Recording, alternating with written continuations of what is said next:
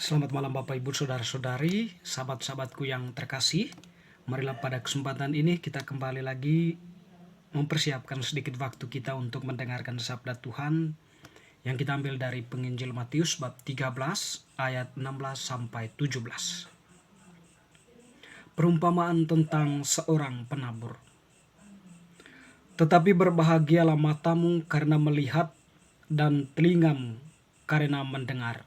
Sebab aku berkata kepadamu, sesungguhnya banyak nabi dan orang benar ingin melihat apa yang kamu lihat, tetapi tidak melihatnya.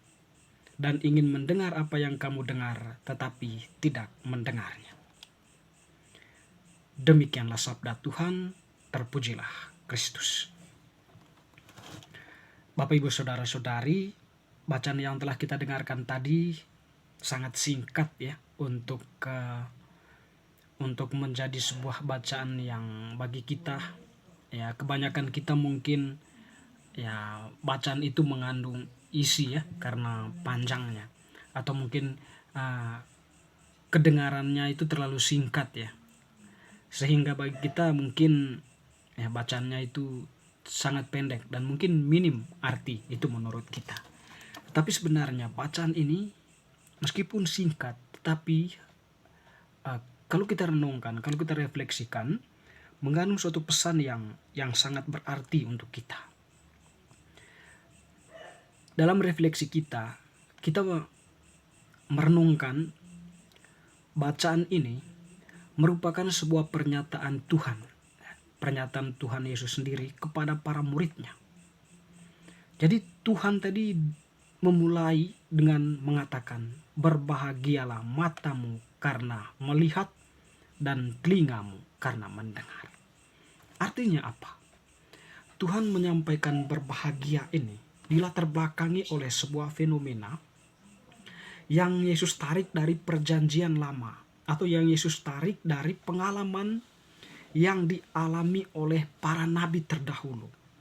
Jadi para nabi terdahulu itu adalah orang-orang yang menubuatkan kehadiran atau kedatangan Mesias atau Sang Juru Selamat yang dijanjikan oleh Yahweh atau oleh Allah kepada nenek moyang mereka. Jadi mereka menubuatkan itu kembali atau menghidupkan janji itu, pernyataan yang pernah disampaikan oleh Allah di Gunung Sinai itu, ataupun di tempat lain oleh para nabi kepada para pendengarnya. Mereka hanya menubuatkan, menyampaikan, tetapi mereka tidak mengalami itu secara langsung. Dan siapakah Mesias itu? Mereka tidak tahu bentuknya, mereka tidak tahu wajahnya, mereka tidak tahu persisnya dia itu seperti apa, tidak mendengar kata-katanya, tidak mendengar ajarannya, tidak mendengar sabdanya, tidak melihat mujizat-mujizatnya. Tetapi meskipun demikian, di balik nubuat yang mereka sampaikan, mereka mempunyai kerinduan dalam hati mereka untuk setidaknya mereka bisa melihat Mesias itu, atau setidak-tidaknya mendengar suaranya. Tetapi semuanya itu tidak mungkin terjadi atas mereka, sebab Mesias itu belum datang. Mereka hanya menubuatkan kedatangan Mesias itu pada masa yang akan datang. Saat ini mereka menyampaikannya, kejadiannya sekian tahun ke depan.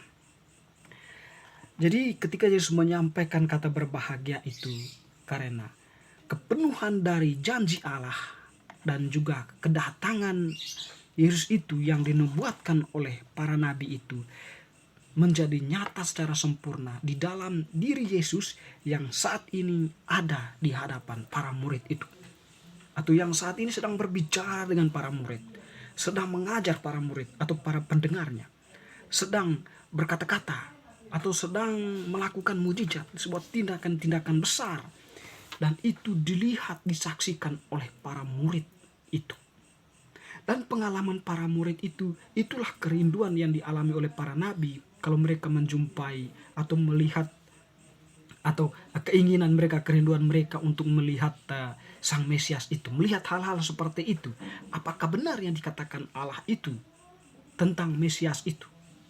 Dan Yesus mensabdakan dirinya, menyampaikan dirinya bahwa dia itu adalah Mesias itu, kepenuhan janji Allah itu, dan segala sesuatu yang dilakukannya itu merupakan tindakan penggenapan atas segala sesuatu yang sudah dinubuatkan oleh para nabi terdahulu. Dengan demikian, Allah itu menyampaikan janjinya kepada nenek moyang bangsa Israel, ya bukan sebuah janji tanpa ditepati, tapi ditepati, dan kepenuhannya itu ada di dalam diri Yesus yang saat itu ada di hadapan para murid itu. Maka Yesus mengatakan, berbahagialah matamu karena melihat dan telingamu karena mendengar. Melihat apa? Melihat Yesus itu yang adalah Mesias. Mendengar siapa? Mendengar Mesias itu yang kepenuhannya ada di dalam diri Yesus. Para murid itu berbahagia sebab mereka melihat janji Allah itu, atau menyaksikan secara nyata Allah yang janji itu ada di dalam diri Yesus Kristus. Sebab disitulah Yesus kemudian menarik. Sebab aku berkata kepadamu, sesungguhnya banyak nabi dan orang benar ingin melihat apa yang kamu lihat, tetapi tidak melihatnya, dan ingin mendengar apa yang kamu dengar, tetapi tidak mendengar. Sini kita bisa paham. Para nabi itu mempunyai kerinduan, orang-orang benar itu mempunyai kerinduan untuk mendengar Tuhan, mendengar Yesus, Mesias itu. Ingin melihatnya, tetapi mereka tidak dapat mendengarnya, tidak bisa melihatnya. Karena memang kepenuhannya belum terjadi pada masa mereka, tapi kepenuhannya terjadi pada diri Yesus Kristus yang saat ini ada di hadapan para murid itu. Bapak, Ibu, Saudara-saudari, mungkin peralihan masa itu sekarang antara masa kita, para nabi dengan masa kita dan masa para murid itu. Para murid itulah yang paling berbahagia di antara kita dengan para nabi. Sebab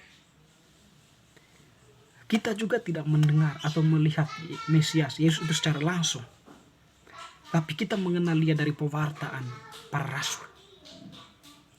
Ya, dikatakan oleh Tuhan, berbahagialah kamu yang tidak melihat tetapi percaya. Jadi disinilah konteks kita saat ini. Kita berbahagia, dikatakan oleh Tuhan, sebab kita percaya pada apa yang diajarkan oleh para rasul, bahwa dalam diri Yesus itulah kepenuhan Mesias itu, kepenuhan janji Allah, dan Mesias itu penyelamat kita. Teman-teman, saudara-saudariku yang terkasih, dengan demikian kita menyadari bacaan ini meskipun singkat, padat, tetapi memiliki isi dan makna yang begitu padat dan jelas untuk kita.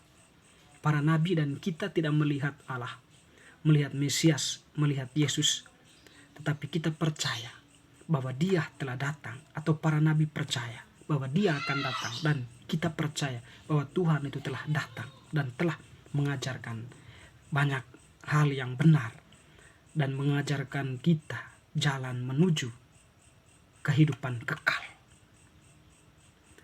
Tentu di sini teman-teman, saudara-saudariku yang terkasih, untuk sampai pada pemahaman iman atau sampai pada kepercayaan yang teguh, kita tidak bisa hanya sekali saja kita mengatakan percaya, tetapi kita hayati itu terus-menerus dalam kehidupan kita.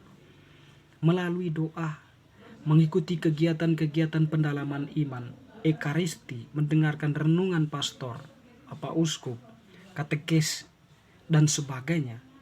Sebab kita percaya mereka itu adalah sebagai orang yang dipercayakan, mempunyai otoritas menyampaikan kebenaran itu, menyampaikan apa yang menjadi pesan dari bacaan-bacaan kitab suci sabda Tuhan. Hanya itulah yang bisa meneguhkan kita atau bisa membuat kita untuk tetap bertahan dalam percayaan kita, meskipun kita tidak melihat Tuhan, tidak mendengar dia secara langsung. Dia mengatakan, berbahagialah meskipun kamu tidak percaya, meskipun kamu tidak mendengar suaraku secara langsung, tetapi karena kamu percaya akan sabdaku, akan ajaran-ajaranku, kamu pun akan beroleh hidup yang kekal. Kamu akan memperoleh tempat yang layak di tempat Bapakku. Jadi Bapak, Ibu, Saudara-saudari, kita diajak oleh bacaan hari ini supaya tetap percaya teguh kepada Tuhan. Meskipun kita tidak melihat Dia, tidak mendengarnya. Firman-Nya, sabdanya adalah kebenaran untuk kita. Marilah kita menghayati kebenaran itu dan menyatakannya dalam kehidupan kita. Amin.